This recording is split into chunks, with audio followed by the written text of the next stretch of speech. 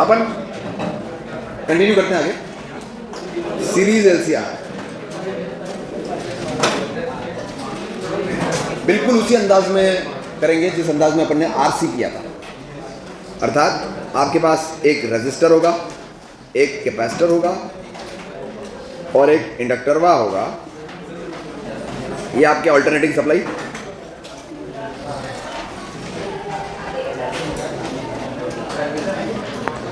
देखो इसका आर है, इसका एक्सी है और इसका एक्सएल है। ये इनके पैरामीटर्स हैं। इन तीनों की यूनिट होती है ओम। हमारा पहला स्टेटमेंट होता है लेट अस से peak current in the circuit,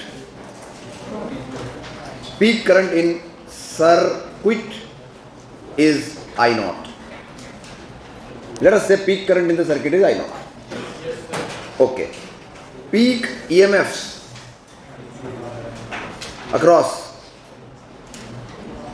L, C and R are L को क्या मिलेगा? XL into I naught, comma XC into I naught, comma I into R. ये तीन पीक ईएमएफ हो गए जो इन तीनों को मिलने चाहिए अगर इनका पीक करंट आई नॉट है तो। ठीक है, अब बात करते हैं लेट अस से किसी एक अच्छे इंस्टेंट पर at a good time, at a great time, जब करंट का फेजर इधर मुंह करके बैठा हुआ है, मतलब ऑब्वियसली बात है ये तो मोशन में है, ये तो कंटिन्यूसली आई नॉट लेंथ का वेक्टर कंटिन्यूसली ओमेगा से गोल गोल घूम रहा है। ओके, तो आई नॉट नाम का हमने पीक करंट अज्यूम किया और आई नॉट लेंथ का उसका फेजर बन गया। अब आप देखो क्या ये तीन लंबाइयां हैं इंडिविजुअल ईएमएफ्स की, और फिर कुछ रिश्ते भी होते हैं करंट के साथ अपने अपने। तो अगर मैं ईएमएफओ के फेजर बनाऊं इन तीनों के, तो रेजिस्टर कह रहा है मेरा ईएमएफ का फेजर तो करंट के साथ ही होगा और उसकी लंबाई है आई नॉट आर। कैपेसिटर का कहना है कि हमारे लिए तो करंट आगे होना चाहिए, हमारे से तो करंट आगे होना चाहिए, तो ये पीछे आ गया आपका I naught XC. And similarly inductor कह रहा है हमारा आगे हो गया। अब समझना और सोचना सिर्फ इतना सा है, मात्र इतना सा है कि ये तीन मेन ईएमएफ के टुकड़े हैं। आपने जो ईएमएफ लगाया है उसकी वैल्यू है E naught sine omega T, जो कि एक ऑसिलेटिंग ईएमएफ है, और इन तीन कैरेक्टर्स जो कि सीरीज में लगे हुए हैं ये इस वोल्टेज को, जो कि खुद ही नाच रहा है कि तीन टुकड़े करेंगे, वो तीनों टुकड़े नाच रहे होंगे और उन तीनों नाचते हुए टुकड़ों को ऐड करोगे तो ये आना चाहिए। तो हमारा जीवन का उद्देश्य इस सवाल में सिर्फ इतना सा है, हमें वो तीनों टुकड़े निकालने और हमें वेरीफाई करना है कि उन तीनों टुकड़ों को ऐड करो एल्जेब्रिकली एडिशन, तो ये आना चाहिए। अब यहाँ पे हम उल्टा चल रहे हैं एक्चुअली, क्योंकि देखो हमें फेजर जोड़ने आते हैं तो उन्हें आते नहीं है। तो हमने पहले कंस्टिट्यूएंट्स के फेजर बनाए। सबसे पहले हमने करंट का फेजर अज्यूम किया, उसको रेफरेंस लेके तीनों ईएमएफ जो इसके पेटे होने चाहिए, अगर तू यहाँ है तो हम कहाँ हैं, बना दिए। फिर एक सीधा सा नियम है, इन तीनों फेजर को जोड़ के जो एक्चुअल फेजर आएगा, the real final resultant vector of these three phasors is gonna be the phasor of main source. और अगर मैं इसका रिजल्ट निकालता हूँ तो it is nothing but summation of two characters. मतलब इसमें से देखा जाए तो नीचे वाले को मैं बड़ा मान लेता हूँ। नीचे वाले को बड़ा मानने का मेरा इतना सा बात है कि भाई एक्सी को मैं बड़ा मान रहा हूँ for the derivation sake. XC is greater than XL for derivation purpose. उससे फ़ायदा ये होगा कि हमारा जो इन तीनों वेक्टर का रिजल्ट है वो चौथे क्वाड्रेंट में आएगा, और उस वेक्टर का ये एंगल फाई होगा। ये ईएमएफ का फेजर है, तो इनको इसकी तुलना अगर इससे करूँ तो करंट आगे है, और करंट आगे है तो मेरे को फ़ायदा होता है। I get to write a plus phi, current is ahead of EMF. तो जब मैं ईएमएफ के फंक्शन में कुछ चेंजेस करता हूँ ना, ई नॉट साइन ओमेगा टी, तो मेरे को दो काम करने होते हैं, एक तो इसके नीचे कुछ डालना होता है और एक डब्बे में कुछ जोड़ना या घटाना होता है। तो मैंने प्रीफर किया है कि मैं जोड़ूँ, so that my result is positive. नकारात्मक साइन मेरे को नहीं चाहिए। और डब्बे में अगर आप कुछ जोड़ रहे हो मतलब आप ये मान रहे हो कि करंट ईएमएफ से आगे है, तो आगे होने के लिए फिर करंट को आगे होना पड़ेगा ना यार। तो बाय द वे इसका रिजल्ट मेरा आ जाता है I naught under root R square plus XC minus XL का whole square, and it is suppose to be E naught. And also tan phi is कचरा अपॉन पट्टी, तो कचरा हो गया आपका XC minus XC minus XL by. यहाँ से मुझे पता चलता है कि जो आई नॉट है उसकी वैल्यू आ रही है E naught divided by whole under root this thing. अजीब सी चीज़ है, बड़ी अजीब सी चीज़ है। आई डोंट नो मैथ्स के कौन से चैप्टर से आप इसका लिंक निकाल पाओगे, लेकिन इसकी बड़ी अजीब सी बात है। ये जो नीचे लिखा हुआ है इसको बोला जाता है Z, इसका नाम है इम्पीडेंस। यूनिट ओम ही है, तो इम्पीडेंस का फॉर्मूला हो गया x बड़ा ही लिखना होता है, ये इम्पीडेंस का फॉर्मूला है। Impedance is somewhat overall REQ of circuit types, उसका वैसा कुछ फील ले सकते हो, बोलना नहीं है ऐसा किसी को। दूसरी बात, tan phi इज दिस गोबर, बट अगर आप ध्यान से देखो तो मैं cos phi की वैल्यू आपको याद कराना चाहूँगा, आगे भी काम आएगी, R/Z। क्योंकि जब आप ये ट्रायंगल बनाओगे इसका tan phi का, तो ये हो जाएगा phi, ये हो जाएगा XC माइनस XL, ये हो जाएगा R और ये Z। तो tan phi is the best one, R/Z। बोलने में कितना बड़े लगता है, RZ है ना, राजी। ठीक है, तो ये कुछ फॉर्मूले अपने डायरेक्ट किए, ये पिछली बार भी अपने किए थे। अब यहाँ से कहानी ये बनती है कि मैं अब करंट का main function as a function of time लिखने वाला हूँ, वो है ई नॉट को आप Z से डिवाइड कर दो, sine omega T plus phi. Phi का फॉर्मूला भी है मेरे पास और Z का भी है। मतलब अगर मेरे को कभी भी LCR दे दो और मुझे जो सोर्स आप लगाओगे वो दे दो, तो मैं ई नॉट के आगे तो Z से डिवाइड कर दूंगा और डब्बे में फाई ऐड कर दूंगा, where tan phi is XC minus XL upon R। ठीक है, अब बात आती है, ये तो सर्किट का करंट आ गया, लेकिन ये फंक्शन जो मैंने करंट का निकाला है, ये देखा जाए तो किन तीनों के लिए वैलिड है, इन तीनों के लिए वैलिड है, और इन तीनों को मैं इंडिविजुअल स्टडी कर चुका हूँ। मतलब इन तीनों को मैंने एक EMF ऑफर किया था, तो उस EMF से इन तीनों का करंट लिख चुका हूँ। आज मेरे पास इन तीनों से बहने वाला करंट है, उल्टा लिखना मुझे, रिवर्स। रेजिस्टेंस कह रहा है जीवन में मुझसे ज़्यादा खुली किताब कोई नहीं है, ऐसा रेजिस्टर कह रहा है। रेजिस्टर का क्या आएगा, कुछ नहीं करना, into R8, that's it. E not R/Z sine, ये ब्रैकेट गलत जगह लग गया, sine omega T plus phi. इतना बढ़िया होता है रेजिस्टर, सिर्फ या तो डिवाइड बाय R करना है करंट निकालने के लिए, इनटू R करना है ये मेथड का। कैपेसिटर कह रहा है life should not be that much easy, E naught upon Z into XC। अब ये ओम्स लॉ टाइप नहीं लगता आपको, करंट इंटू रेजिस्टेंस कर रहे हो, ये आगे का डब्बे में आपको, क्योंकि आप करंट से लिख रहे हो EMF, तो करंट तो आगे होता है इसका, तो इसको पीछे करना पड़ेगा, क्योंकि आप करंट से EMF लिख रहे हो ना, तो करंट के डब्बे करते इसका डब्बा π/2 पीछे होना चाहिए। थोड़ा इसको सॉल्व भी करा देते यार, E naught upon Z minus cosine, तो एक तो मेरे ये काम का हो गया और एक मेरे ये काम का हो गया। ठीक है, तीसरा और आ रहा है EL, वो कह रहा है E naught upon Z XL sine omega T plus phi plus, तो π/2 प्लस थीटा, तो फिर वो प्लस कॉस ही हो जाता है। तो EL इज ई नॉट, बस। Now you need to add the three, because these are the real time dependent functions. ये तीन टुकड़े हैं जो आपने निकाल दिए। अब क्यों मानो आपके तीनों टुकड़े सही हैं, अगर इन तीनों टुकड़ों को जोड़ दूँ तो पप्पा आ जाए, वो आ गया तो फिर तो उसके टुकड़े ना यार।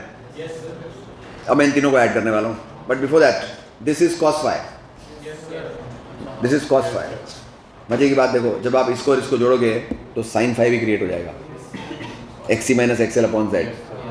इस ट्रायंगल में देखो sin phi क्या है, XC minus XL upon Z। तो मैंने add all of them, E which is ER plus EC plus EL।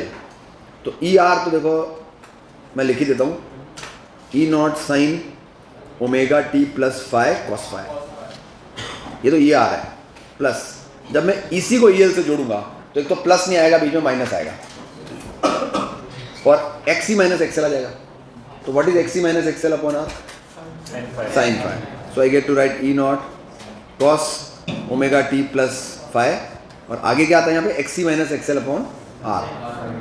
तो XC minus XL upon Z। तो नीडलेस टू मेंशन कि XC minus XL upon Z क्या है, sine phi. तो ये sine phi आ गया। अब आप ही देखो इसका क्या होता है, sine A cos B minus cos A sine B sine A minus B 5 5 5। तो आंसर क्या आया? E naught sine omega T.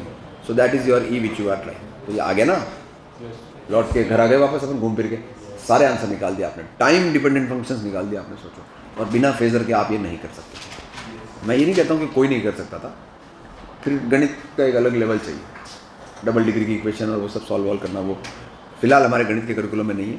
ठीक है, हमें एक बात समझनी होगी कि यहाँ पर कोई भी एमीटर या वोल्टमीटर होता है वो मूविंग कॉइल वाला नहीं हो सकता है, क्योंकि यहाँ तो करंट ऑसिलेट करता है फॉरवर्ड बैकवर्ड, तो मूविंग कॉइल गैल्वेनोमीटर यहाँ काम नहीं आता है। यहाँ एक अलग टाइप का एमीटर होता है जो कि करंट के डायरेक्शन से उसकी मेजरमेंट इफेक्ट नहीं होनी चाहिए, और करंट भी आपके कौन सा जो है वो नापना है, एवरेज ही तो नापना है, और एवरेज भी कौन सा नापना है? स्क्वायर का एवरेज, स्क्वायर का एवरेज, करंट का स्क्वायर का एवरेज, वोल्टेज का स्क्वायर का एवरेज।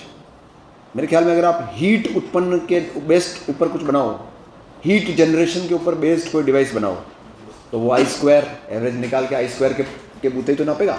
एवरेज हीट उत्पन्न क्या होगी? आई स्क्वायर आर का एवरेज वैल्यू। तो अगर आप हीट डिपेंडेंट डिवाइसेस बना लो कुछ, तो हमें उनका कंस्ट्रक्शन तो नहीं पढ़ना है, लेकिन आप जब कभी भी एसी डिवाइसेस देखोगे, एसी सर्किट्स में नापने के एमीटर और वोल्टमीटर दिखोगे, तो वहाँ लिखा हुआ होता है हॉट वायर इंस्ट्रूमेंट्स। ये एक वायर को यूज़ करते हैं जिसके अंदर जो भी करंट जा रहा होता है उससे टेम्परेचर को मेजर करके फिर रीडिंग को उसके साथ एनालॉग मतलब कनेक्ट करते हैं, अलाइन करते हैं।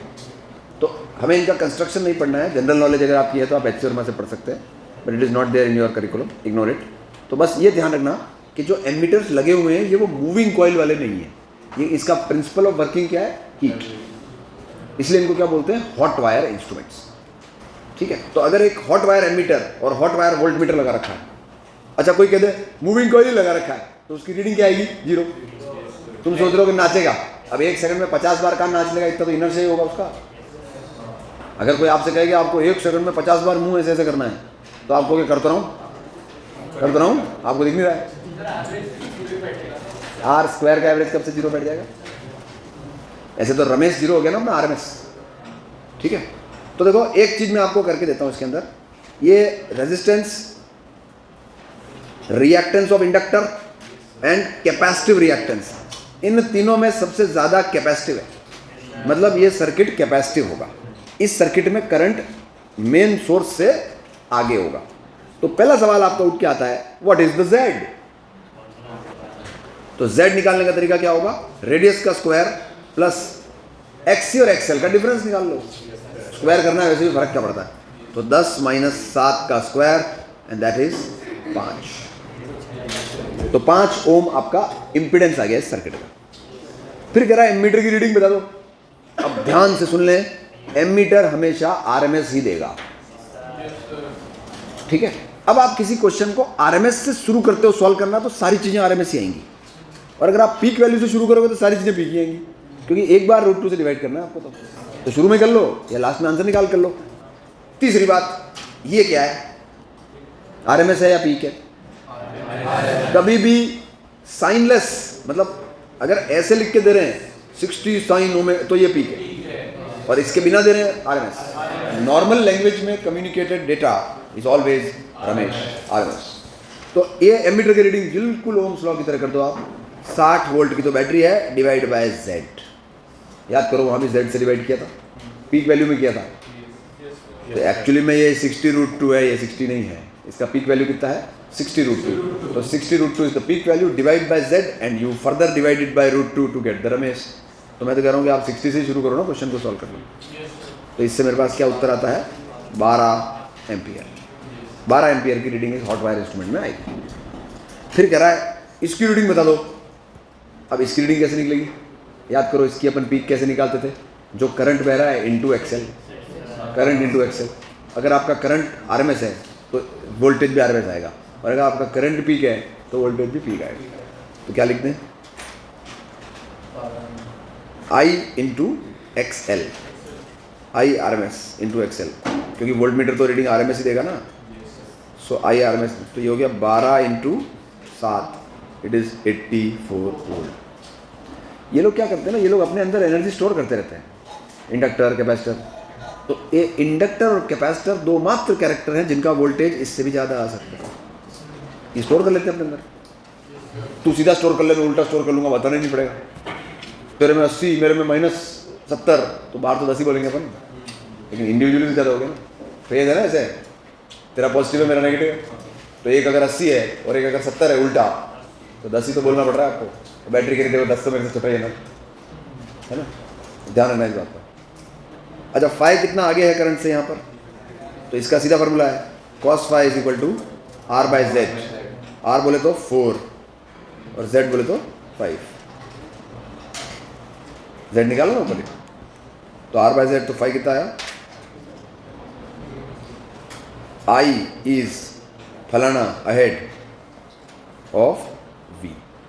So this is the current by which, this is the angle by which current is ahead of voltage. Choke coil क्या होती है आपके ट्यूबलाइट वगैरह, tube light is choke coil, tube light is choke coil. अब जैसे आपने ये लगाया E0 sin ωt, अब ये choke coil is just an inductor, it is introduced in series just to safeguard this. अब जैसे ये आपने लगा दिया 200 वोल्ट का, और ये कह रहा है मुझे तो साहब 50 वोल्ट ही चाहिए, तो अब तुम कैसे करोगे? ट्यूबलाइट, ये जो ट्यूबलाइट होती है इसको इतनी बिजली नहीं चाहिए होती है। आपने कभी घर में वो जो बेड के पीछे जो लाइटें लगती है, वो लंबी लंबी लाइटें होती है, वो लगवाई LED, उन सब में चोक होता है, एक डंडा, एक डंठल होता है ना, वो जो लंबी स्ट्रिप लाइट होती है, जो इससे पीछे लगा देंगे, फिर ऑन करोगे तो पीछे से ग्लो करेगा, आगे बाहर के, वो सब लाइटें इतनी कम वोल्टेज मांगती है, तो आपके घर में तो 220 आएगा ना। अब आप उनको 220 दे दोगे, जो कम मांग रहा है उसको आप 220 दे रहे हो तो फूक जाएगी। तो उसको सेफ गार्ड कैसे करोगे, उसको वोल्टेज कम कैसे करोगे उसका? अब एक तरीका तो अरे सर ट्रांसफार्मर लगा देंगे घर में, वाह वाह, 25 लाइटें लगा रखी है तुमने ऐसी, सबकी वोल्टेज रिक्वायरमेंट अलग अलग है, कितने ट्रांसफार्मर लगाओगे? वो तो समझदारी हुई ना, एक तरह से अलग लेवल की समझदारी है। तो ये कहते हैं कि नहीं, हर एक कैरेक्टर को अपना इंश्योरेंस खुद करना पड़ेगा, क्योंकि अब जो आप, अच्छा वो ये जो आप लगाते हो क्या बोलते हैं, LED बल्ब, हर LED बल्ब के अंदर पीछे स्ट्रक्चर थिक होता है, उसके अंदर वो चोक छुपा के रखते हैं। चोक तो चाहिए, क्योंकि ये बहुत पतली पतली ट्यूब्स होती हैं, इनके अंदर इतनी बिजली नहीं चाहिए। अब देखो लफड़ा क्या है, जैसे ही आपने एक रेजिस्टर, ये LED रेजिस्टर होता है, ये चोक कॉइल क्या करेगी, इसको वोल्टेज ही बहुत कम देगी। कैसे? आप देखो E0/Z × R, यही तो वोल्टेज मिलेगा इसको, तो जो भी इसका रेटेड वोल्टेज है उसको इसके इक्वेट करो। और अब क्या करोगे, E0 × R/√, भाई कैपेसिटर तो है नहीं, तो कैपेसिटर की एब्सेंट लगा दो, V रेटेड। अब आप इसको सॉल्व कर लो तो रिक्वायर्ड एक्सेल आ जाएगा, एक फैक्टर से मल्टीप्लाई हो गया नहीं नॉट। अब जैसे फॉर एग्जांपल आपको तो ये फैक्टर चाहिए 0.2, क्योंकि 220 का 0.22 वोल्ट ही चाहिए मुझे, मतलब 44 वोल्ट ही चाहिए, तो 0.2 से मल्टीप्लाई करो उसको, तो दस a huge EMF which is supplied by the source can be slashed down, and resistor को उतना ही ऑफर होगा क्योंकि उसकी पीक वैल्यू कम हो जाएगी, वो भी चलता रहेगा, और ये खाएगा भी नहीं, ये खाता भी नहीं है एनर्जी, स्टोर कर लेता है अंदर, मतलब खाली कैच चलता रहता है आपके साथ, ठीक है। तो choke coil is nothing but a voltage diminisher, it is used in series with various any resistor, and it will just shrink down the voltage offered to the resistor as required, इसी को चोक coil कहते हैं, ठीक है। Power consume by exercise in general, ये आपका EMF होगा जो सप्लाई किया जाएगा, और इस तरह का आप अक्सर करंट का एक्सप्रेशन लिखा करोगे। You simply have to divide this with something and you have to add something in this डिब्बा। मेन जो आगे लिखा है उसको तो डिवाइड कर दो और डब्बे में कुछ तो जोड़ दो, ठीक है। तो इसको I0 भी लिख सकते हैं। What is the formula for instantaneous power by the source? Should I multiply the two? So I get to write E0 I0 sin ωt plus phi into sin ωt। अब यहां पे आपको एक फॉर्मूला लगाना पड़ेगा, 2 sin A sin B। ये देखो मैंने इन दोनों को मल्टीप्लाई कर दिया and we got to write the instantaneous power, then I created this. अब मैं इसमें 2 sin A sin B का फॉर्मूला लगा रहा हूँ, तो मेरे को लग रहा है ये cos of A minus B minus के प्लस A प्लस बी, अब देखो यहाँ आपको ये इंस्टेंटेनियस पावर है, आपको एवरेज में कन्वर्ट करना, because that will make sense. तो एवरेज पावर देखा जाए तो आपको इसकी भी एवरेज वैल्यू निकालनी है और इसकी भी एवरेज निकालनी है। तो cos फाई तो कांस्टेंट है, इसकी क्या एवरेज थी, तो खुद ही इसकी एवरेज है, और इसकी एवरेज वैल्यू होती है 0, क्योंकि स्क्वायर नहीं है ये, कोसाइन फंक्शन है। What is the normal average value of a cosine function? तो आपके पास पावर एवरेज का फॉर्मूला आ गया E0/√2। 2 को मैंने जबरदस्ती √2 कर दिया क्योंकि सब पे हक है इसका, cos फाई। और ध्यान से, अति ध्यान से अगर अपन देखें तो E RMS I RMS cos phi, this is the formula for power. E RMS I RMS cos phi. देख के लगता है जैसे कोई FS cos थीटा टाइप लग रहा है, डॉट प्रोडक्ट टाइप से कुछ लग रहा है, कोई रेलेवेंट है कि नहीं वो तो हम देखते हैं, बट लुक तो वैसे ही है। अब मैं आपको एक ज़बरदस्त बात बताता हूँ, P एवरेज, एक LCR सर्किट में एवरेज पावर का फॉर्मूला ये है, लेकिन मुझे अभी भी लगता है कि एवरेज पावर वही होगी जो रेजिस्टर खा रहा है, क्योंकि खा तो वही रहा है, बाकी तो स्टोर कर रहे हैं, कैच आज दे जाओ कल ले जाओ ऐसे हैं। लेकिन आप ध्यान से देखो, E RMS को आप क्या लिख सकते हो, I RMS into Z, सोच लो आराम से, I RMS, और cos फाई को आप लिख सकते हो R/Z। तो देखो ये क्या आ गया, I RMS square into R, this is the power consumed personally by a resistor.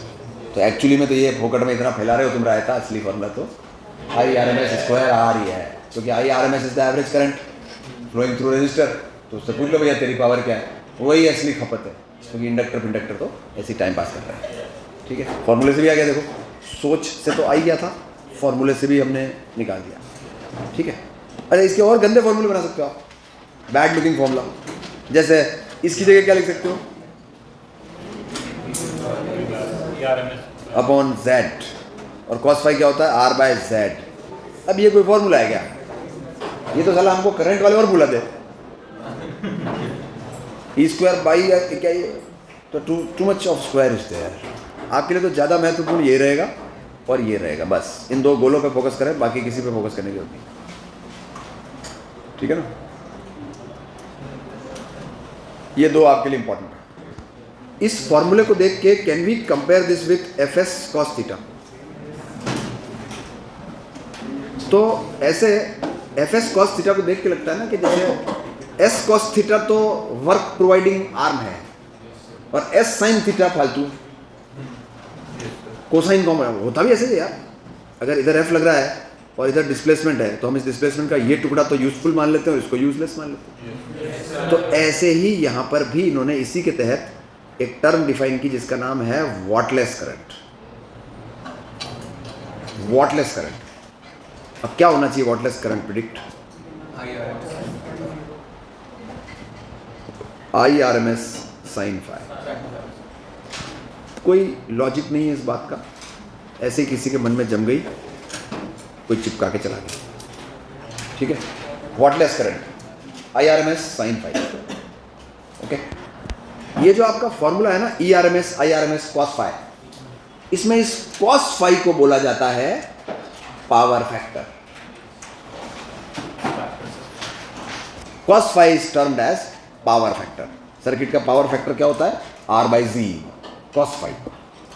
ठीक है ना, जितनी अच्छी फॉर्मूला मगिंग है, याद है आपको फॉर्मूले, टर्म्स क्लियर हैं, wattless current, power factor, current कितना होगा, इंडिविजुअल वोल्टेज रीडिंग्स क्या आएंगी, वो सब that is it.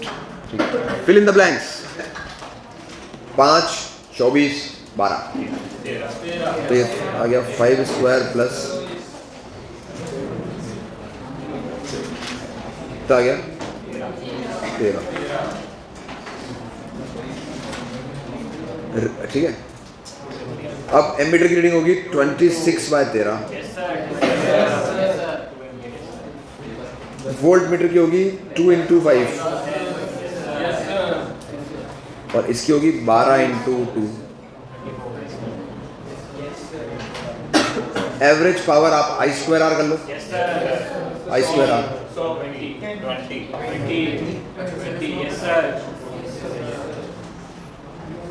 Power factor R/Z होता है,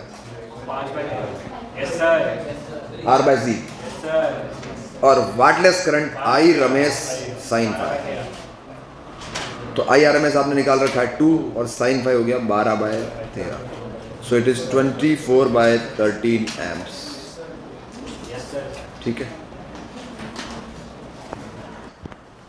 हम जानते हैं कि Z ये होता है, तो जानते हैं, अब इतना और कितना जानोगे इसको, है ना। I would want you to multiply I0 both sides, तो इधर भी I0 आ जाएगा और ये I0 अंदर घुसेड़ देना, तो ऐसा I0 सबके पास पहुंच गया। देखो ये क्या है साहब, मेन सोर्स, क्योंकि I0 से मल्टीप्लाई किया इसलिए RMS नहीं आएगा। अगर आप RMS से करते तो ये RMS आता, जिससे मल्टीप्लाई करोगे वही तो आएगा उस हिसाब से। सो I0 into Z is E0, ER, EC, these all of them are peak values। ये सब पीक वैल्यूज है, पीक वैल्यूज का रिश्ता है ये। मतलब अगर कभी आपको ऐसे बोले कि रेजिस्टर और इंडक्टर को मिला के वोल्टमीटर लगाया है, तो ये जिंदा है, ये जिंदा है, इसकी एब्सेंट लगा देना। And how do you add them? Square add under root. जो लोगों को जोड़ा है ना भाई, मैं तो आपको तीनों ऐड करना सिखा रहा हूँ।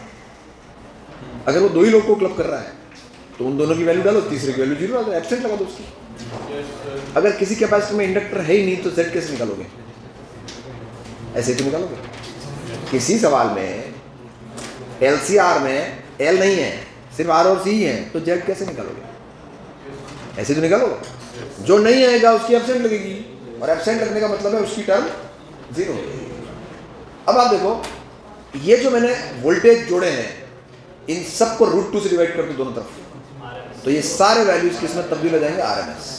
So this is how you can add 2 voltages whosoever are supposed to be added। अच्छा, वोल्टेज ऐड तभी होंगे जब आप क्लब करके वोल्टमीटर लगाओगे, दोनों को जोड़ोगे।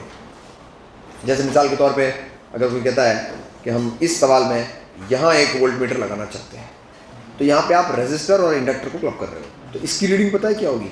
इसकी रीडिंग होगी VR² प्लस VL² का अंडर रूट। अब VR क्या है?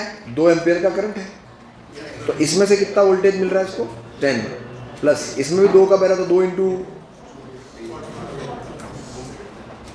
जो भी आंसर आ जाए, ये आपका आंसर आएगा। जोड़ने का फॉर्मूला वही लगेगा।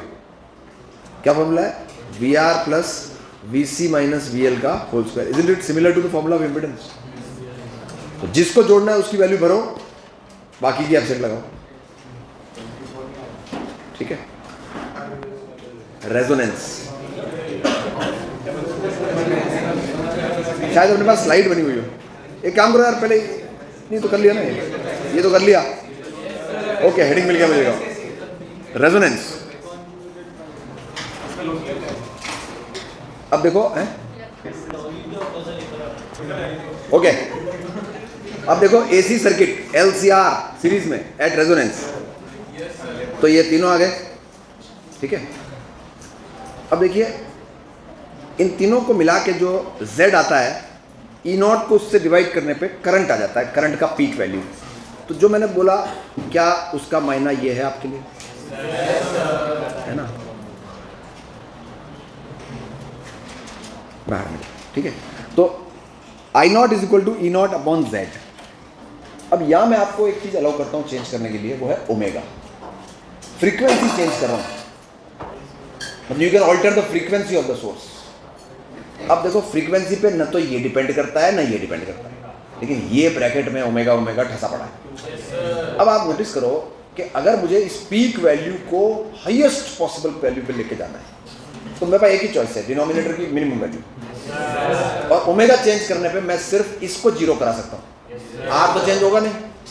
सो इफ Z को मैं मिनिमाइज कर दूं, तो Zmin is nothing but R, and Zmin will be R when 1/ωc बराबर 1 ओमेगा L। क्लियरली ओमेगा की वैल्यू आ जाएगी 1/√LC, और करस्पॉन्डिंग फ्रीक्वेंसी हो जाएगी 2π√LC। ये वाली जो ओमेगा है, इसको बोलते हैं रेजोनेंट एंगुलर फ्रीक्वेंसी। इस फ्रीक्वेंसी पे सर्किट का करंट जो है वो मैक्सिमम होता है, और करंट अगर मैक्सिमम है तो आप भी जानते हो पावर ट्रांसफर मैक्सिमाइज हो गया। पावर ट्रांसफर I²R से होता है। वैसे हम पीक वैल्यू मैक्सिमाइज करने की बात कर रहे हैं, क्या फ़र्क पड़ गया पीक मैक्सिमाइज कर दिया तो?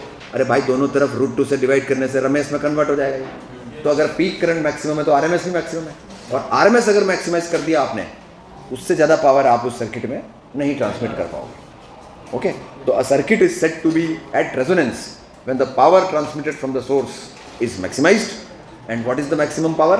It is very simple to say that E naught upon R into square it, E naught upon R, इसको √2 से डिवाइड करो, तो ये अंदर मैंने क्या लिखा है, maximum possible RMS current, square it into R it, that's it. इससे ज़्यादा पावर आप एक सर्किट में नहीं दे सकते।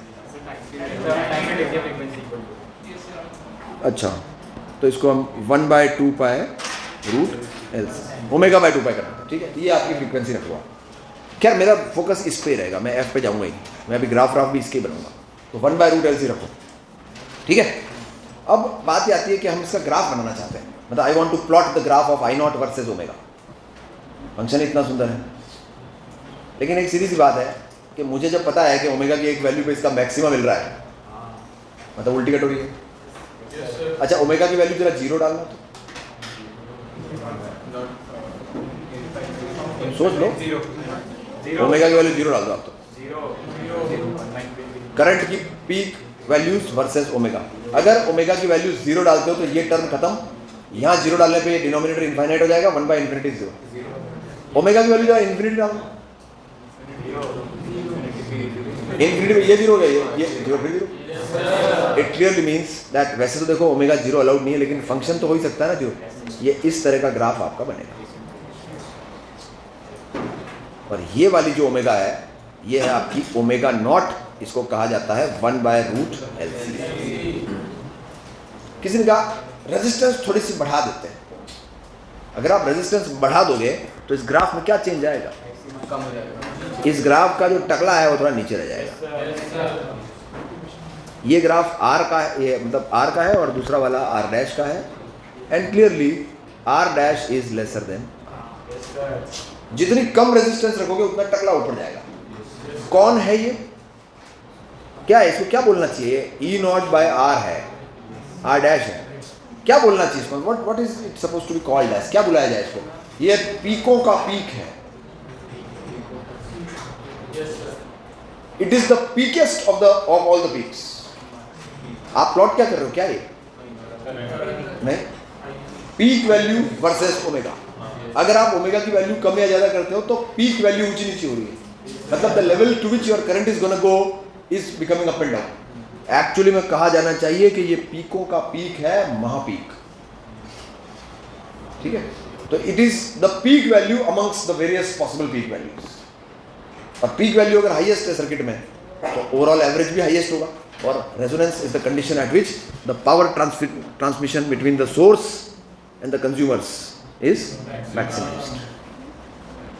अब यहाँ एक टर्म अपने को डेवलप करनी पड़ेगी। ये ग्राफ बन गया आपका अच्छा खासा ग्राफ। मुझे इस, क्या आप कह सकते हैं कि ये जो ग्राफ है ये एक तरह का पीक है, मतलब स्पाइक है ना इस तरह का, तो एक मैक्सिमा है। हम ये जानना चाहते हैं कि हमारा जो ग्राफ है इसकी शार्पनेस कैसी, कौन से ग्राफ को आप ज़्यादा शार्प बताओगे, एक ऐसे ग्राफ को या एक ऐसे ग्राफ को? The answer is clear. कैसे पहचाना आपने कि वो शार्प है, कैसे पहचान लेते हो आप, क्या शक्तिशाली आदमी हो? कुछ बेटर सोचो। अकेले स्लोप के बूते का नहीं, मैं आपको ऐसा दे दूंगा, लो स्लोप तो मैंने ज़्यादा कर दिया इसका। बेटर आइडिया ये रहेगा कि it is the combination of height versus width. Height और विड्थ के कॉम्बिनेशन से फैसला किया आपने। ऊंचाई और चौड़ाई, चौड़ाई कम होगी तो शार्प दिखेगा, ऊंचाई ज़्यादा होगी तो भी शार्प दिखेगा। तो sharpness of the peak somehow इस चौड़ाई पे निर्भर कर रहा है, जितनी कम चौड़ाई होगी उतना पीक शार्प माना जाएगा। दूसरी बात, हम यहाँ कोई आर्किटेक्चर थोड़ी सीख रहे हैं। एक पीक का शार्पनेस देख के आप क्या नाप लोगे भाई? What is the purpose of the next article which we are going to study? The purpose of the next article is that अगर एक पीक शार्प है तो उसका मतलब है it is very very responsive to changes in omega. अगर आप omega को थोड़ा सा भी चेंज करोगे तो आपका करंट धड़ल्ले से नीचे आ जाएगा। इसका मतलब आपका सर्किट बहुत ज़्यादा ओमेगा सेंसिटिव है। और अगर आपका ग्राफ यूं जाके यूं आ रहा है तो पीक तो ये तो ज़्यादा ऊंचा गया हमसे, लेकिन ये उतना रेस्पॉन्सिव नहीं है। थोड़ा ओमेगा अगर गड़बड़ सड़बड़ भी हो गया तो चल जाएगा। यू कैन कंपेयर इट, जो मेरी बात है इसको आप तुलना कर सकते हो किससे? आप जैसे रेडियो ट्यूनिंग करते हो ना, 98.3 पे ही गाना आता है, उसके जस्ट इधर और जस्ट इधर ही खरखर चालू हो जाती है। इसका मतलब वो जो एक्सेप्टेंसी रेट है सम वॉट लाइक दिस है, एग्जैक्ट उसी फ्री। अच्छा ऐसा भी नहीं है कि 98.3 पे ही एग्जैक्ट आएगा, हल्का सा इधर हो गया तो भी आ जाता, लेकिन आपको आवाज़ में एक खरखरापन तुरंत ही सुनाई देने लगा। तो सी द सेंसिटिवनेस। और 98.4 करते तो बंद, हल्का सा इधर होते तो बिल्कुल बंद। ये तो 101 वाले होते हैं जो अलग टाइप के, जो थोड़े आगे पे भी आ रहे होते हैं, है ना। तो जो होते हैं देखो एफएम्स तो बिल्कुल पिक्यूलियर होते हैं, एफएम जो है वो तो बिल्कुल पिक्यूलियर। तो आप, मैं वो नहीं कह रहा हूँ कि वो उसका इससे कोई मतलब है कुछ है, लेकिन मैं कह रहा हूँ कि वो जो एक्ट है वो इस ग्राफ से आप समझ सकते हो। Sharper the peak means your circuit is more responsive to changes against omega, frequency change करने पर आपके काफ़ी रेस्पॉन्सिव। अब शार्पनेस नापते चलो। एनसीईआरटी ने पूरा एक पन्ना खर्च किया इस डेरिवेशन पे, सिलेबस काफ़ी काटा है फिर भी ये नहीं काटा है, इसका तो इंपॉर्टेंट है। एडवांस ने पूछा सवाल इस पर, जो टर्म हम सीखने वाले हैं उसका नाम है quality factor. Higher the quality factor sharper is the peak. So quality factor a parameter, Q factor, quality factor तो पूरा नाम है Q factor. So let's understand what a Q factor is. क्या फॉर्मूला है इसका, ठीक है, एलसीआर सीरीज के लिए होता है। सपोज आपने एक ग्राफ देख रखा है, पीक वैल्यू वर्सेस ओमेगा, और वो यूं जाके ऐसे आ रहा है। ये जो टकला है ये ओमेगा नॉट पे है, ये जो ज़्यादा ऊपर बना दिया यार इस ग्राफ को, ये तो इस पे है। हम चाह रहे थे कि इसकी वैल्यू हम जानते हैं कि ये E0/R है। एक और ऐसी इमेजिनरी कोऑर्डिनेट पकड़ो नीचे, E0/√2R। Why don't you drop down yourself to 1/√2h times the peak? क्यों? ऐसे ही नहीं, ऐसे ही, कोई आरएमएस से कोई मतलब नहीं। लोगों ने तुक्का मारा होगा, आधे पे भी चेक किया होगा, 1/3 पे चेक किया होगा, √3 पे चेक किया होगा, अच्छा रिजल्ट नहीं आया होगा। सबसे बढ़िया रिजल्ट इस पे आता है। रिजल्ट की शक्ल भी तो बढ़िया लगनी चाहिए ना। देखते हैं वो रिजल्ट को देख के आपको लग जाएगा अच्छा रहा आपने ये किया, कुछ और करते तो शायद कुछ और आ जाता। क्वालिटी फैक्टर डिज़ाइन करना है तो बढ़िया होना चाहिए ना, नंबरलेस, डायमेंशनलेस रेशियो। तो हमने कहा कि यार हम इस करंट को, पीक वैल्यू को 1/√2h टाइम डिमिनिश करते हैं, गिराते हैं। तो इन ओमेगास को बोलते हैं omega not plus delta omega, और इसको बोलते हैं omega not minus delta omega. Needless to mention, तुम्हारे मन में एक प्रश्न आ गया होगा, सेम कैसे दे, ये प्लस डेल्टा माइनस सेम कैसे? देख लेते हैं ना, देख लेते हैं, अभी कैलकुलेशन करते हैं, सेम आता है नहीं आता देख लेते हैं। एक्चुअली क्या है कि हम शार्पनेस ऑफ अ पीक नाप रहे हैं, तो उन्हीं पीकों को यूज़ करेंगे जिनके पीक शार्प होंगे। फावड़े जैसे को तो क्यों नापोगे आप? और अगर पीक शार्प होंगे तो ऑब्वियस सी बात है कि when you drop down the omega is certainly going to be very very close. भाई जिस चीज़ को नापने के लिए ये शस्त्र बना रहे हो, वैसे भी अगर क्यू फैक्टर ज़्यादा नहीं आ रहा है तो वैसे भी पैरामीटर इररिलेवेंट ही रहेगा उसके। और plus as the derivation goes ahead, let us see, देख लेते हैं ना, देख लेते हैं क्या क्या असम्पशंस लेने हैं इस बात के लिए। तो क्या ये कहना उचित होगा कि मेरे को अभी E0/√2R चाहिए, E0/R नहीं चाहिए? अर्थात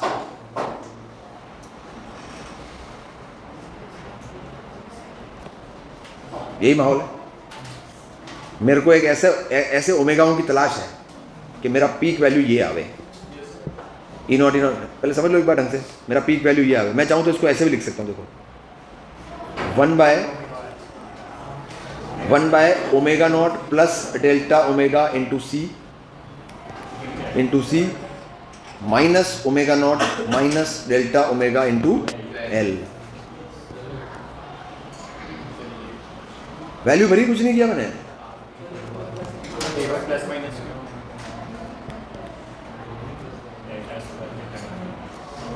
अब देखो, चलो एक काम खटक रहा है तो छोड़ो, यहां तक तो ठीक हो। आप मेरे को सोच के बताओ ये क्या है जिसको मैंने एनसर्कल किया, ये क्या है? Is it the peak current? Are you looking for this peak current? Peak current को इसके इतना तो कर ही सकते हो। अब मैं जानना चाहता हूं कि ये पीक करंट जब आएगा तो ओमेगा या तो ये होगा या ये होगा। अगर ये होगा तो एक्सी बड़ा होगा या एक्सएल बड़ा होगा? अगर ये है तो एक्सी बड़ा होगा या एक्सएल बड़ा होगा? एक्सएल बड़ा होगा। और अगर ये बड़ा होगा तो एक्सी बड़ा होगा, है ना, क्योंकि देखो एक्सी होता है 1/ओमेगा सी, तो अगर ज़्यादा बड़ा वाला omega you need to make them unequal. इस पॉइंट पर क्या खास बात है कि एक्सी और एक्सएल बराबर है, मेरे को उनको अनइक्वल करना है। तो अनइक्वल करने के दो तरीके हैं, या तो ओमेगा बढ़ा दो या ओमेगा कम कर दो। अगर ओमेगा बढ़ाओगे तो एक्सएल बढ़ेगा, तो फिर वो एक्सएल माइनस एक्सी होगा। वो ब्रैकेट में एक्सी माइनस एक्सएल नहीं होगा। वैसे देखो स्क्वायर करने में फर्क नहीं पड़ता है, लेकिन जब अंडर रूट कर लोगे उसके बाद तो फर्क पड़ेगा। मैं तो स्क्वायर हटा दूंगा लेकिन फिर तो सच्चाई लिखनी पड़ेगी ना। तो अगर आप ये रूट तलाश रहे हो तो एक्सएल बड़ा है। इस साइड पे आपका सर्किट इंडक्टिव है और इस साइड पे आपका सर्किट कैपेसिटिव है। तो मुझे तो पीक वैल्यू को कम करना है, तो एक काम करते हैं, ये वाला रूट पिक करते हैं, कम वाला। ठीक है, ओके गाइस पीपल, 1/√2r, तो ये तो 1 बाय क्या सीधा कर दो सालों को, √2r is equal to under root r square plus XC minus XL का whole square, square both sides. तो इधर आएगा r square is equal to XC minus XL का whole square, take under root.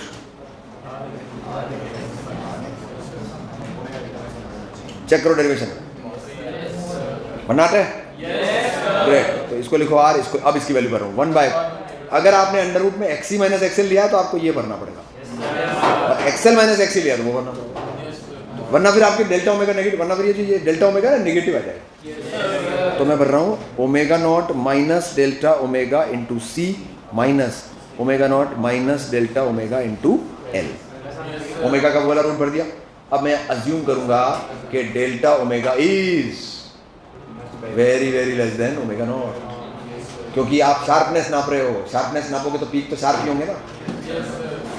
भाई तीखापन किसका नापते हैं, जो तीखा होता है। ये मैं नहीं कहता, ये एनसीईआरटी कहता है। ओके, अरे सेम तो डालोगे दोनों में। अब इसमें लगेगा बाइनोमियल, उसको तो रहने देना। तो r is equal to 1 by omega naught C तो ले लो बाहर, और अंदर क्या आ रहा है 1 minus delta omega by omega naught raise to power -1 minus omega naught L plus delta omega L. Binomial लगाओ, 1 by omega naught C 1 plus delta omega by omega not minus omega naught L plus delta omega L, ये आपके r है।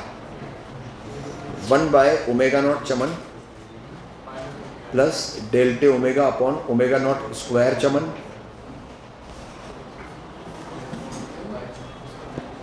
Y. क्यों काटा? अगर omega omega naught होता ना तो ये बराबर ही होते हैं। अगर ओमेगा ओमेगा नॉट होता तो ये बराबर ही होते हैं। अच्छी बात है। फिर इसकी वैल्यू भी भर दो, 1 by L C 1 by L C, तो सी सी कट गया, तो क्या बच गया, यही बन गया same term. This term got converted to same delta omega upon 1 by L C into C, वही तो बन गया। So eventually I got what 2 delta omega into L is r, implies 2 delta omega की वैल्यू आ गई मेरे पास r by L. Graph पे चलते हैं वापस। मेरे पास इस की चौड़ाई आ गई, ग्राफ की चौड़ाई आ गई। ये चौड़ाई मुझे कम से कम चाहिए for the peak to be sharper. तो इसलिए यहां पर मैं एक नया पैरामीटर डिजाइन कर रहा हूं Q, known as the quality factor. Quality factor is defined as omega not upon 2 delta omega to make it dimensionless. जो यूनिट इसकी है वो यूनिट, और मेरे पास ऐसा कौन सा पैरामीटर है जिसकी है mid value. So we define quality factor as omega not upon में काय को डाला, क्योंकि जितना ये कम रहेगा उतना पीक शार्पर होगा। तो मुझे इसको उल्टा बनाना है, lesser this better the curve. तो ओमेगा नॉट की वैल्यू क्या है 1 बाय रूट एल सी, और नीचे ये आपने अभी जस्ट क्या निकाला r बाय एल। ध्यान से देखो इसको, ये क्या बैठता है 1 by r times under root L by C. This is the formula for quality factor. It is unitless, dimensionless, not useless, and इसको आपको रट्टा मारना है। अब मैं आपको याद करने का तरीका बताता हूँ। पीछे लिखा गया डेरिवेशन आपके, मुझे लगता नहीं है कि बोर्ड तक आएगा, लेकिन ये क्वेश्चन इस क्वालिटी फैक्टर पर डायरेक्ट आ सकता है। और ध्यान से देखो ये क्या लिखा है, बड़ा सा लगाओ अंडर रूट, बीच में खींचो लकीर, और आपने 2 टाइम कॉन्स्टेंट्स पढ़े थे। It is just the ratio of 2 time constants which you have studied का अंडर रूट। मेरी बात का, याद रखने वाली बात का कोई सेंस नहीं है। कोई लॉजिक नहीं है याद रखने के लिए। और एक भी 2 3 √3 √5 को दिख रहा है किसकी बदौलत? क्यों? √2। अगर वहाँ √3 ले लेते तो दिखता, हर जगह सुपड़ा साफ नहीं हो सकता। ठीक है, क्या बोलते हैं इस चौड़ाई को? इस चौड़ाई को, है ना, इसको बोलते हैं बैंडविड्थ। ये बैंडविड्थ है। ठीक है, सो that is the derivation of quality factor. NCERT ने पूरा एक पन्ना इस पे खर्च किया है। तुम्हें भी एक आध बार अपने हाथ से इसको लिखना चाहिए। जेई मेन में सवाल बिल्कुल आ सकता है। ठीक है, सिलेबस रेफर कर लेंगे, कई कई चीज़ें उन्होंने काटी है, हो सकता है इसका सरकलम कर दिया हो। ठीक है, हमें सिर्फ ये निकालना है, ये है आपके 60 वोल्ट।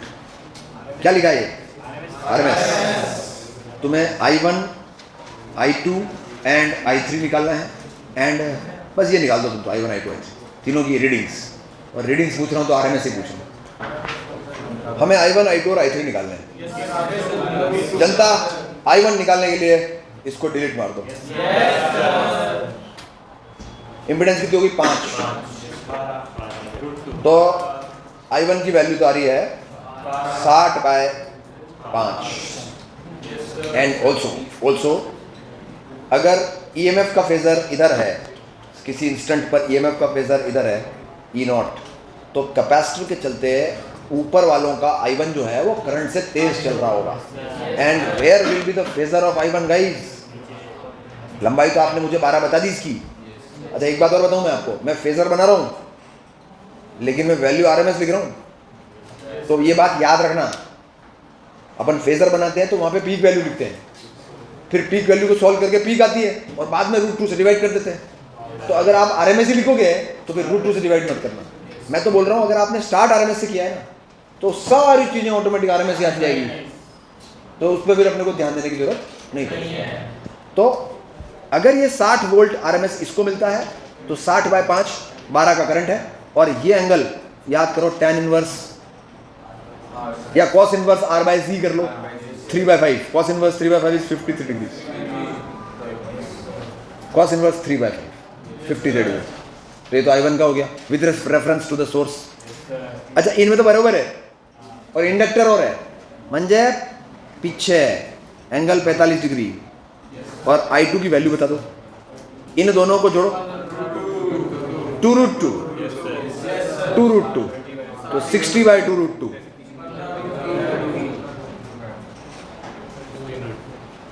तो ये कितना? 15√2।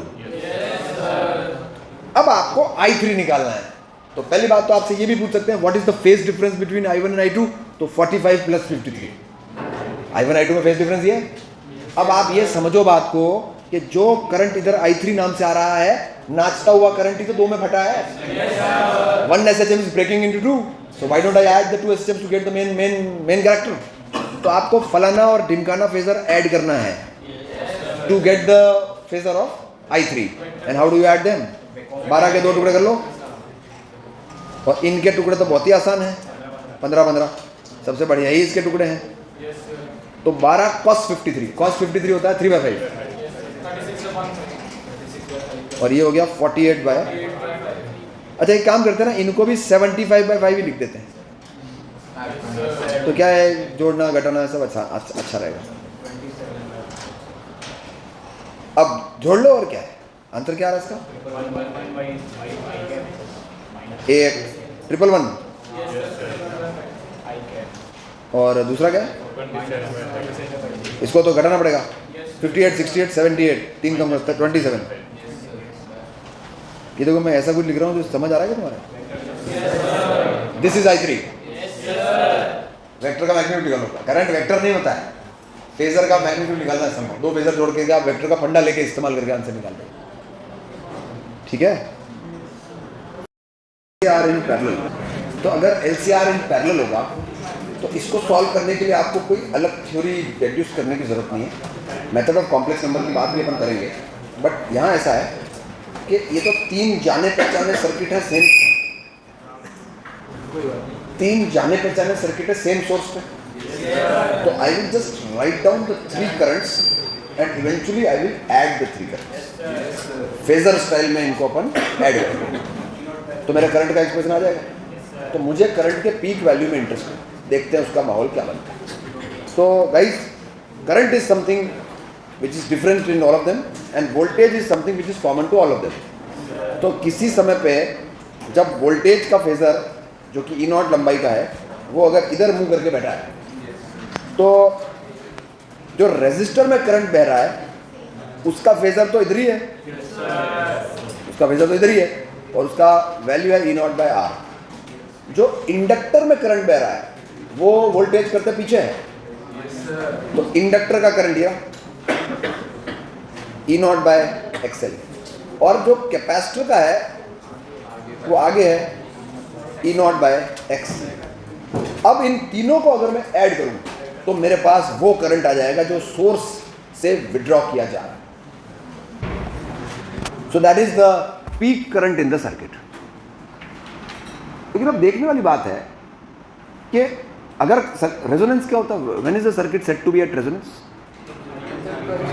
पिछले क्लास में आपने देखा था करंट, देखो आपके मुंह से मैंने जैसे ही पूछा कि भाई सर्किट एट रेजोनेंस को क्या मतलब है, तो तुमने बोला कि करंट मैक्सिमम करा दो, करंट मैक्सिमम करा दो, है ना, क्योंकि तुमने पिछले वाले डेरिवेशन को रेफरेंस लेके आंसर दिया मेरे को। सही है, गलत नहीं। जनरल डेफिनेशन बुरी नहीं है कि अगर आप रेजोनेंस पे बात करते हो तो करंट मैक्सिमम। बेटर जवाब होता पावर ट्रांसफर को एफिशिएंट बना दो। देखो दो तरीके से पावर ट्रांसफर एफिशिएंट होता है। पहला तरीका करंट मैक्सिमाइज हो जाए। दूसरा तरीका, मतलब देखो पहला तरीका तो होता है कि पावर ट्रांसफर, जैसे मुझे फॉर एग्जांपल यहाँ से तुम जितने भी स्टूडेंट्स यहाँ बैठे हैं इन सबको मुझे कहीं पहुँचाना है ना, तो एक तरीका तो ये है कि मैक्सिमम जनता पहुँच जाए। भाई मेरे पास 4 ट्रक खड़े हैं, 4 ट्रक में इस इंस्टीट्यूट में जितने लोग हैं उनको मैक्सिमम टूरिस्ट क्लास के 2-3 रह गए भैया, कुछ लोग रह गए, सर मैं तो नहीं जा पाया, जगह ही नहीं थी, बहुत कोशिश कर ली, तो मैंने कहा यार तेरे को यार ट्रक के छत पे बिठा देते हैं समहाउ। मतलब एफिशिएंसी मैक्सिमाइज करने मतलब साधन फिक्स है, जनता जो आप ट्रांसपोर्ट कर रहे हो उसको बढ़ाओ। एक होता है जनता इतनी है, जो साधन है उसको मिनिमाइज करो। मतलब मेरे पास 4 गाड़ियां हैं, उन चारों को फुल ठूस के मैं सामान ले गया, was I efficient in that? दूसरा है मेरे पास जनता ही कम है, लिमिटिंग जनता है, ट्रक व्रक नहीं बुला रहा मैं, मेरे लोग ही इतने हैं, तो मैंने 2 ये ई रिक्शा होता है, 2-3 ई रिक्शा बिठाए, इनमें ठूस ठास के भेज दिए, तो मैंने वहाँ एफिशिएंसी कर दी ना। दोनों ही सूरतों में इन लोगों को ले जाने के लिए जितनी गाड़ियाँ चाहिए वो मिनिमम हो जाए तो भी मेरा काम हो गया, और जो गाड़ियाँ अवेलेबल है उसमें लोगों की मैक्सिमम ठूस दी तो भी मैं एफिशिएंट। तो जो पिछले क्लास में आपने पढ़ा था उसमें आपने करंट को मैक्सिमाइज कर दिया था, है ना। करंट मैक्सिमाइज करने से आपका इफेक्टिव पावर कंजम्पशन I/RMS²R बढ़ गया था, क्योंकि वहाँ आप कंज्यूम पावर को बढ़ाना चाह रहे थे। ध्यान से सुनना, बातें करने से खेल बिगड़ जाएगा, ठीक है। अगर आप सीरीज में ले लो, try and understand, if your characters are in series, then if current has to increase then only the power will increase, otherwise increase नहीं करेगा। लेकिन यहाँ पे अगर मैं आपको बात बताऊँ ना, तो यहाँ पे तुम क्या 4 पावर बढ़ाओगे? पावर तो फिक्स है, असली पावर खा कौन रहा है? क्या कर लोगे तुम? रेजिस्टेंस को तुमने E0 ऑफर कर दिया, करंट टू द रेजिस्टर तुम ऐसे कैसे करा लो, करंट टू द रेजिस्टर तो E0/R ही रहेगा, वो तो चाहे कहीं रहेगा। लेकिन हम ये कहना चाह रहे हैं कि जब रेजिस्टर में से करंट E0/R जा रहा है, रेजिस्टर के अंदर जो करंट जा रहा है वही इफेक्टिव पावर कंज्यूम में काम आता है, तो बाकी फालतू करंट क्यों जा रहा है? यूजलेस लोग क्यों जा रहे हैं? Why don't you equate them? तो ये फालतू की टर्म हो गई और करंट की वैल्यू क्या आएगी? मतलब जो करंट पावर में देने के लिए यूटिलाइज हो रहा है वही बहेगा, फालतू का एक्स्ट्रा क्यों आ रहा है? तो यहाँ रेजोनेंस कैसे वर्क करेगा? पावर तो उतनी रहेगी, लेकिन जो इफेक्टिव करंट है उसको मिनिमम रखो, तो भी तो मैक्सिमाइजेशन हो गया। समझ गए? देखो आपकी जिंदगी में आप 2-3 चीज सीखोगे, एक होता है तनख्वाह बढ़ना और एक होता है वर्कलोड घटना। दोनों एक ही बात है। शुरू में आपको लगेगा पैसे बढ़ने चाहिए, 25 लाख मिल रहे हैं, 35 होने चाहिए, 50 होने चाहिए, फिर थोड़े 5-10 साल 15 साल नौकरी करने के बाद आपको लगेगा पैसे तो जो मिले मिले, काम में मजा आना चाहिए, लेबर की तरह नहीं करूँगा, ठीक है ना। तो ये सेकंड वाली, मतलब ये सेकंड इनिंग्स है लाइफ की। यहाँ क्या कर रहा है, पावर तो इतना कंज्यूम हो रहा है, पावर तो जो इसमें से जा रहा है वही कंज्यूम हो रहा है, तो जो इसमें और इसमें करंट जा रहा है उसको मैं अगर कटौती कर दूं, कैसे कटौती करूंगा? देखो इन दोनों के करंट में फेज डिफरेंस पाई है, एक का करंट प्लस में है तो दूसरे का माइनस में है, तो इन सालों को आपस में सेट कर दो ना। अपन क्या बोले, देख भाई साहब इसमें जो करंट जा रहा है वो तो यहाँ नीचे से आ जाएगा, और भाई साहब आपको जो करंट इधर भेजना है ना, इसको इधर भेजना होता है, हमेशा ये आपका ऊंधा होता है, आप आपस में सेट हो जाना, क्या दिक्कत है? वो अगर 25 एम्पियर इधर भेज रहा है, तुम 25 मंगवा लो साले, आपस में गोटी घुमा लो, गोल गोल गोल गोल, तो तुम अपने गोल घूमते रहना बाहर, हम बीच में से निकल जाएंगे, एलसी ऑसिलेशन करते रहना तुम पर, ऐसी कुछ सेटिंग बैटरी। अब ये मैंने आपको थ्योरेटिकली समझाया है कि what does resonance in parallel circuits mean, क्योंकि अगर आपके मन में डेफिनेशन ये फिक्स होगी ना कि रेजोनेंस का मतलब तो करंट मैक्सिमाइजेशन होता है, तो ये तो आप एक्सेप्ट नहीं कर पाओगे, क्योंकि मैं अभी लिखूंगा इसके। वैसे पैरेलल हमारे सिलेबस में नहीं है ना, लेकिन मेरा ये मानना है कि ये सिलेबस में ही तो है। इंडिविजुअल आर आपके सिलेबस में है, इंडिविजुअल एल आपके सिलेबस में है, और इंडिविजुअल सी भी आपके सिलेबस में है, और सुपर पोजिशन ऑफ SHM आपके सिलेबस में है, तो वही तो कर रहे हैं। ठीक है, आज तक जेई ने कभी भी मतलब इस तरह के कॉम्प्लेक्स सर्किट्स नहीं पूछे। अब देखते हैं कॉम्प्लेक्स नंबर पे जाना ही, अभी जाइए, विल गो देयर ऑल्सो। तो ये है आपका पैरेलल ऑल्टरनेटिंग करंट। ओके, बना दो उसको फटाफट।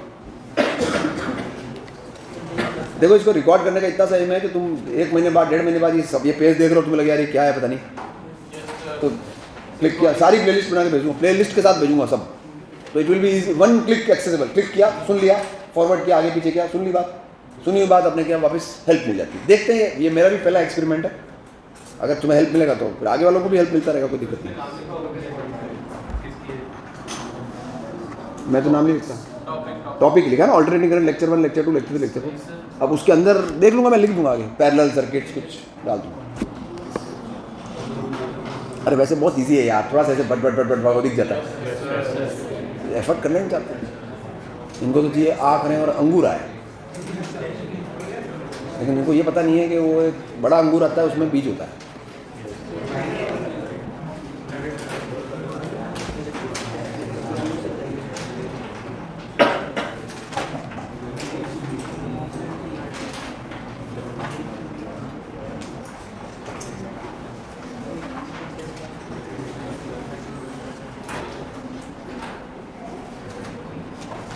वो फॉर्मूला लिखा है ना, उससे ही करना है, 3n minus degrees of freedom, और बच जाए वो वाइब्रेशनल है। करूँगा ये 12th ऑल्टरनेटिंग करंट के वाइट पेजेस क्या मैं आपको भेज चुका हूँ, या मैं आपको भेज चुका हूँ? नहीं भेजे, भेज देता हूँ। मांगते ही नहीं आजकल, तुम पहले तो बावली ज़्यादा की तरह पीछे पड़ रहे थे, हैं ब्लैक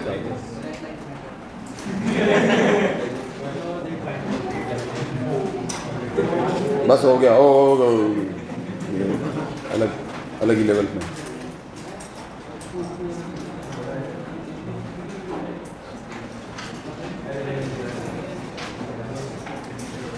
ट्वेल्थ चाय तान्या,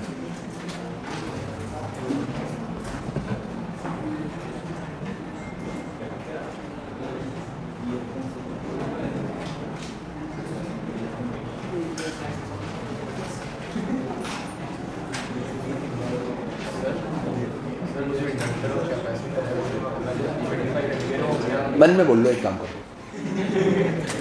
सर, वो दोनों अपने आपस में करंट चेंज कर सकते हैं, थ्योरेटिकली तो होगा, प्रैक्टिकली कैसे हो सकता है? क्यों, वो वैल्यूज ऐसी रखो। नहीं मतलब वो जो अपना AC है वो डायरेक्ट सिर्फ रजिस्टर से आ रहा है। देखो ये दोनों अपना मांगेंगे इससे, लेकिन अगर उनका इक्वल एंड ऑपोजिट है तो हमको नहीं देना पड़ेगा ना। यार एक बात बताओ, एक हाथ से मैं तुमसे 10 रुपये ले रहा हूँ, दूसरे हाथ से दे रहा हूँ, तो प्रक्रिया हो भी रही है और नहीं भी हो रही है, नेट तो कैंसिल हो गया ना।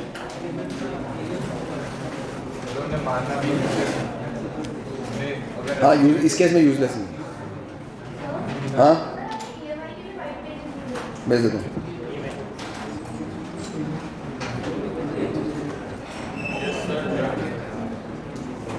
ठीक है,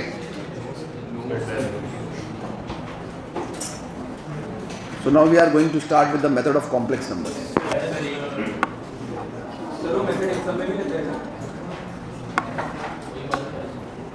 जितना अच्छा आपको कॉम्प्लेक्स नंबर का आर्ग्यूमेंट, और वो क्या एंगल क्या होता है, एक तो मैग्नीट्यूड होता है मॉडुलस और एक आर्ग्यूमेंट। आर्ग्यूमेंट जो होता है ना वो निकालना आता है। एक दो प्रॉपर्टीज़ हैं उसकी वो आनी चाहिए, सब कर लेंगे कोई दिक्कत नहीं। अभी इस पैरेलल वाले में भी आपको मेथड सिखा दूंगा। Next is method of complex numbers.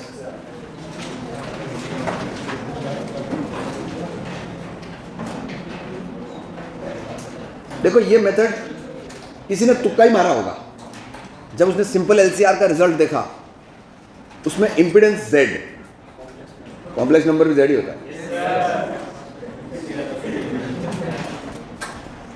जब उसने ये देखा होगा तो उसको ख्याल आया होगा कि अपन एक काम करते हैं, एग्जैक्टली रेजिस्टेंस को तो मान लेते हैं अपन रियल पार्ट। तो हम जो रेजिस्टेंस है उसको तो बोलेंगे R is equal to R plus 0 iota.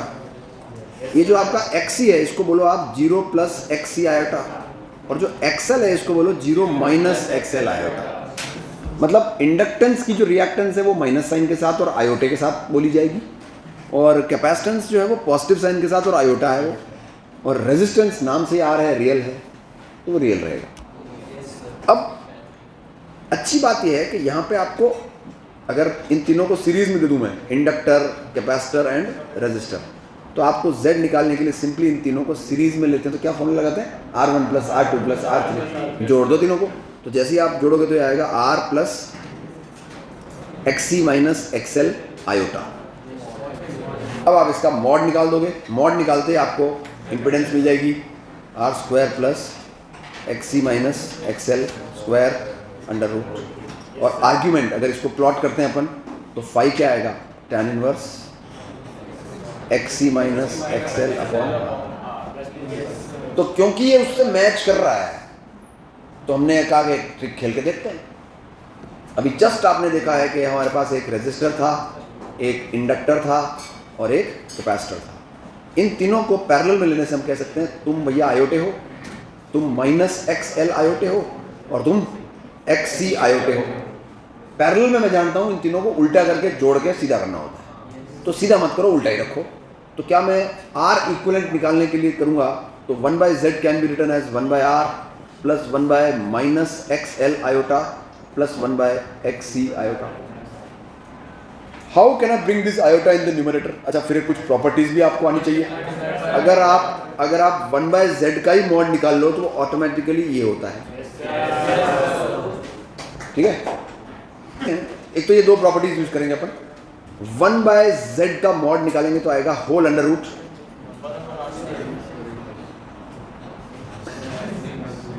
अरे मैच भी हो रहा है कि नहीं हो रहा देख लीजिए। और it is not only but it is this. तो आपका इफेक्टिव जो आर्ग्यूमेंट आ रहा है वो इसका इन्वर्स आ रहा है, आर्ग्यूमेंट नहीं सॉरी मॉडुलस। तो आपके करंट की पीक वैल्यू क्या हो गई इस सर्किट में, E नॉट इंटू दिस, क्योंकि Z से डिवाइड करना है तो Z तो ऑलरेडी डिवाइड किया कराया ही है, तो E नॉट से मल्टीप्लाई हो जाएगा ये पूरा चमगादड़ 1/R square plus 1/XC minus 1/XL का स्क्वायर। जरा चेक कर लो, मैच भी हो रहा है। हमने 2 मिनट पहले 10/5 ये निकाल रखा था, इसको ले चलते हैं और बार बार इसको पूछने को ना आएगा यहाँ पे कैसे हो, वहीं चलते हैं अपन तो अपने। Let's do our own argument. Answer ये है, अगर मैं इस कॉम्प्लेक्स नंबर का आर्ग्यूमेंट निकाल लूँ, ये जो ऊपर लिख के लाया, तो इसका tan फाई का वैल्यू आएगा, क्या आएगा 1/XC minus 1/XL। Should I divide it with 1/R? ठीक है, देखो जरा। तो फिर इसका मतलब प्रॉपर्टी में कुछ करेक्शन है। ये हमने आयोटे ऊपर ही नहीं लिए इनके, है ना, जल्दबाजी हो गए अपन। तो ये जो पहले तो इस कॉम्प्लेक्स नंबर को कॉम्प्लेक्स की तरह तो लिखो यार, भाव तो दो ढंग से। अपने तो मैग्नीट्यूड चाप लिया ऐसे, तो जब मैं इसको सही से लिखूंगा तो we must understand that these iotas are gonna go up and sign will change. तो ये चेंजेस आएंगे इसके अंदर, ये प्लस हो जाएगा प्लस आयोटा और ये हो जाएगा माइनस आयोटा। तो अगर मैं इसका फाई लिखूंगा तो ये तो XC माइनस XL हो जाएगा, फिर then I will put a negative sign. ये किसका आर्ग्यूमेंट लिख रहे हैं अपन, ये किसका आर्ग्यूमेंट है, तो इसका है ना, 1/Z का आर्ग्यूमेंट है। और तो how do you convert it into argument of z is equal to minus of argument of 1/z। तो इसको माइनस से मल्टीप्लाई कर दो, खत्म। ठीक है, तो मैच हो गया। तो अब इसमें बस ध्यान ये बात का रखना है कि सारे IoT ऊपर लेने हैं, प्रॉपर z का एक्सप्रेशन जनरेट करो। जैसे फॉर इंस्टेंस तुरंत एक सवाल उठाता हूँ आपके लिए, सपोज बिल्कुल मतलब बदतमीजी उतर रहे हैं एकदम से, आ जाए भैया, ये तो है कैपेसिटर, ये है इंडक्टर, डिसेंट बदतमीजी है, ठीक है, रेजिस्टेंस, सोर्स। देखो 100 बात की एक बात है, आपके पास तो कोई तरीका नहीं है इसको सॉल्व करने का फिलहाल। डिफरेंशियल इक्वेशन के बारे में सिर्फ बात ही करोगे, आगे नहीं कुछ कर पाओगे। अब अपन इसको कॉम्प्लेक्स नंबर से करते हैं। भाई साहब हैं XC आयोटा, XL आयोटा, और ये है R। अब आपको इसको सिंपल जो करंट इलेक्ट्रिसिटी वाला सीरीज पैरेलल है उससे करना चाहिए। मतलब देखो मैं सोचूंगा क्या लिखूंगा, R1 R2 upon R1 plus R2, तो मैं लिखूंगा XC आयोटा, बीच में सॉल्व नहीं करने का, बीच में मतलब 2 स्टेप्स जंप नहीं करने, एज इट इज लिखो पहले। देखते हैं, R1 R2 upon R1 plus R2,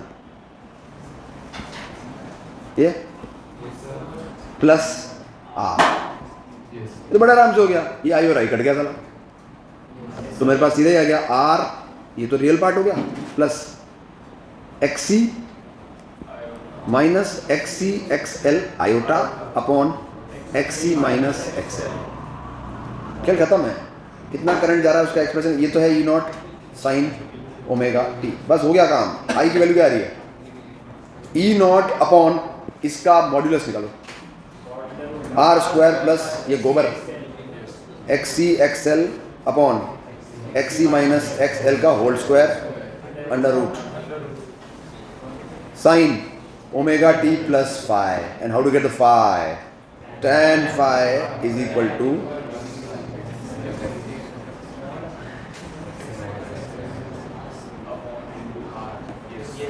इसको धर दो, खेल खत्म। इससे फास्ट क्या ही कर लोगे। देखो सबसे पहले अपन इसको कॉम्प्लेक्स नंबर से करते हैं। एक बात ध्यान रहे, हमें अगर इस स्ट्रक्चर का z मिल गया तो मैं एमीटर की रीडिंग निकालूंगा 240 अपॉन z। ये है भाई साहब -3 iota, this is 4 and this is 10 iota. इन दोनों को सीरीज में लिया जाए 4 - 3 आयोटा, और उसके साथ इसको लिया जाए पैरेलल में, तो R1 R2 upon R1 plus R2 4 - 3i plus 10i। इसको थोड़ा सा हिम्मत करनी पड़ेगी, गंदगी एट इट्स एक्सट्रीम है ये। मैं तो हिम्मत भी छोड़ चुका हूँ उसको करने की, लेकिन आप लोग मुझे बड़े ही एंटू वाले लगते हैं। 40i plus 30 upon 4 + 7i। ये नीचे वाला करो रैशनलाइज।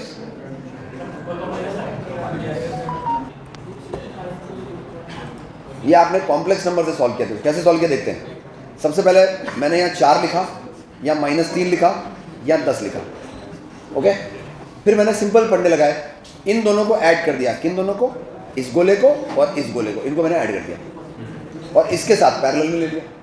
तो इन दोनों को जब मैं ऐड करता हूँ तो ये देखो ये आ रहा है, और इसके साथ पैरेलल में लेंगे तो क्या होगा, कचरा इंटू पट्टी अपॉन कचरा प्लस पट्टी, तो कर दिया। Then I multiplied it, iota into iota -1 होता है, ये आपको पता ही होगा। एंड फिर मैंने पहले तो इन दोनों को सॉल्व करके ये निकाल दिया। Then I rationalised it, complex number में हम रैशनलाइज करते हैं, तो 4 - 7i और 4 - 7i से गुणा किया तो ये इस तरह का फंक्शन आया। थोड़ा बहुत और मेहनत किया तो मेरे पास कॉम्प्लेक्स नंबर ये निकल के आ गया। अब मुझे सिर्फ इसका आर्ग्यूमेंट मॉडुलस निकालना था, मैंने मॉडुलस निकाल लिया, ये मेरे पास आ गया, ठीक है। और आर्ग्यूमेंट भी निकाल सकते हैं, कोई दिक्कत नहीं, सिंपल ही। तो ये 312/65 आंसर आया। Now we are going to solve it by some other method. एक अच्छे समय पे जब वोल्टेज का फेजर इधर मुंह करके बैठा है तो उस समय इनका देखते हैं क्या मामला। इसका पर्सनल जेड क्या आ रहा है 5, और इंडक्टर है ये, तो पीछे हो गया, तो पीछे होएगा ये। यहाँ क्या लिखूंगा 240/5। ये मैं इसको एक्सक्लूड कर रहा हूँ, इसको डिलीट मार दो नीचे वाले को, है ही नहीं जैसे, तो फॉर्मूले लगा लो आप। तो पीछे क्यों है, क्योंकि इंडक्टर लग रहा है। इन दोनों का मॉड कैसे निकालोगे, स्क्वायर हेड अंडर रूट, तो Z5 आ गया 240/5। And by the way this angle is gonna B XL/R का tan इनवर्स। तो XL बाय R का tan इनवर्स होता है 37 डिग्री। और कैपेसिटर तो सीधा ही है, इसका तो यहाँ होगा, वोल्टेज से 90 डिग्री आगे रहता है ये, इसकी वैल्यू आएगी 24। आपको इन दोनों को ऐड करना है, दैट्स इट। और वो रमेश ही आएगा क्योंकि आपने ये RMS ही लिखे हैं सारे। तो कुछ नहीं, इस 240 के 2 टुकड़े कर देते हैं, आइए। और ऊपर 24 है ही सही, तो ऊपर तो हो गया 24। Can you help me breaking the pieces of this? Of course by 5 तो आएगा ही। 24 के टुकड़े कर दो आप, तो 240 के, तो 240 cos 37, 240 इंटू 4/5, तो 240/5 पहले कर लो, बहुत बार काम आएगा। 48 इंटू 4, और इसको 3 से भी कर लो, इसको लिख लो 24 इंटू 5 करना था, ऐसे लिख लो। अब इसका रिजल्ट निकालते हैं, तो 192/5 स्क्वायर प्लस 144 में से बन लो। तो देखो इसमें से क्या क्या चीजें, ये आपका करंट का आंसर आ गया नहीं। तो 24/5 तो बाहर ले लो, तो अंदर क्या प्रकट होता है? ये 192 कहाँ से प्रकट हुआ था? ये 24 इंटू 8 था, तो 64 + 1। अब टैली कर लो, आंसर क्या है?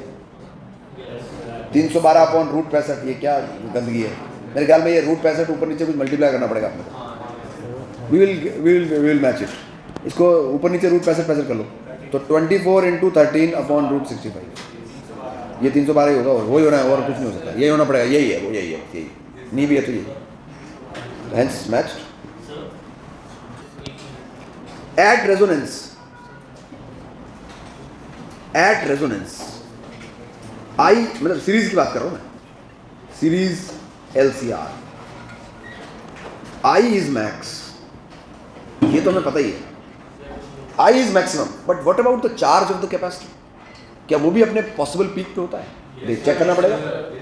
हमारे को एक फहमी होती है, गलत सही का नहीं पता, कि रेजोनेंस पे तो सीरीज में तो सब मैक्सिमम है, ऑप्टिमाइज्ड, बढ़िया। लेकिन आपने टेक्निकली करंट को ही तो मैक्सिमाइज किया है। रेजोनेंस की कंडीशन आप कहाँ से लाए हो? कोई हड़प्पा और मोहनजोदड़ो की खुदाई में थोड़ी निकली है क्या? आपने करंट को मैक्सिमाइज किया यार। तो जब करंट को ही तुम रेफरेंस लेके रेजोनेंस बोल रहे हो, तो चार्ज करा, मुझसे तो बात ही नहीं की उन्होंने। देख लेते हैं ना चार्ज की मैक्स वैल्यू क्या आती है। How do you get the maximum value of charge on the capacitor in a series LCR? सबसे पहले अपन करंट की पीक वैल्यू लिखते हैं, वो E0/Z है, R² प्लस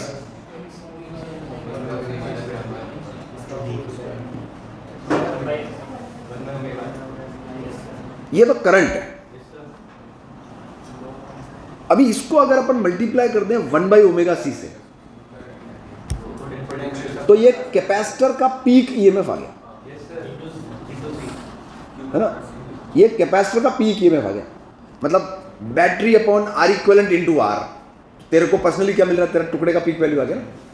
और आपने तो पूछा इसका चार्ज चाहिए, तो इंटू C और कर दो। Is this the Q max?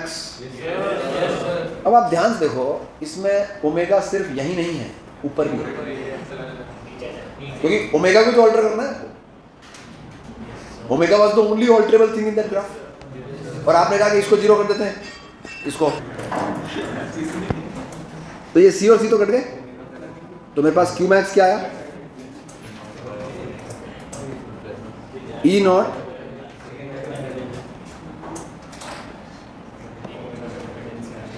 मेरे हिसाब से इस ओमेगा को आप अंदर ही ले जाओ, तो हमारे पास आएगा ओमेगा R का whole square plus C minus omega square L का होल स्क्वायर। ये आ रहा है आपका चार्ज का मैक्सिमम वैल्यू। चेक करें अगर कैलकुलेशन को अच्छे से। हाँ 1/C होगा, ठीक है, 1/C। और देखो सही है। अब आपको इसको टेक्निकली डिनोमिनेटर को डिफरेंशिएट करना पड़ेगा, क्योंकि at what omega the denominator is least, automatically will fetch you max.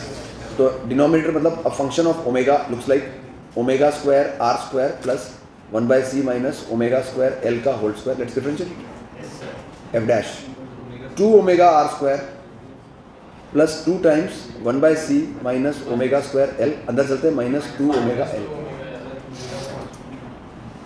क्या ठीक है?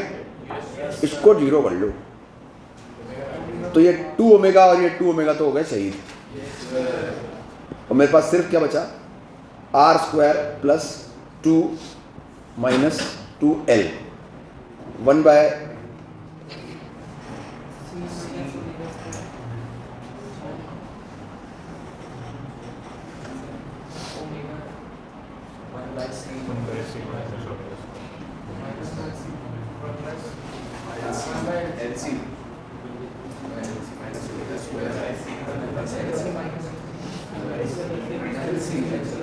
और आगे क्या आ रहा है यार, 1/c में है ना, ये 0 है तो r² by 2l is equal to 1 by चमन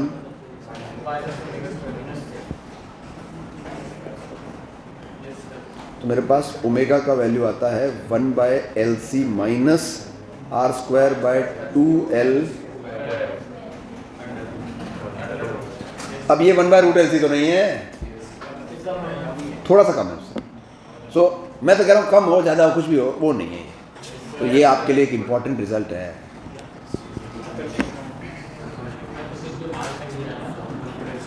देखो ये याद रहे तो अच्छा है।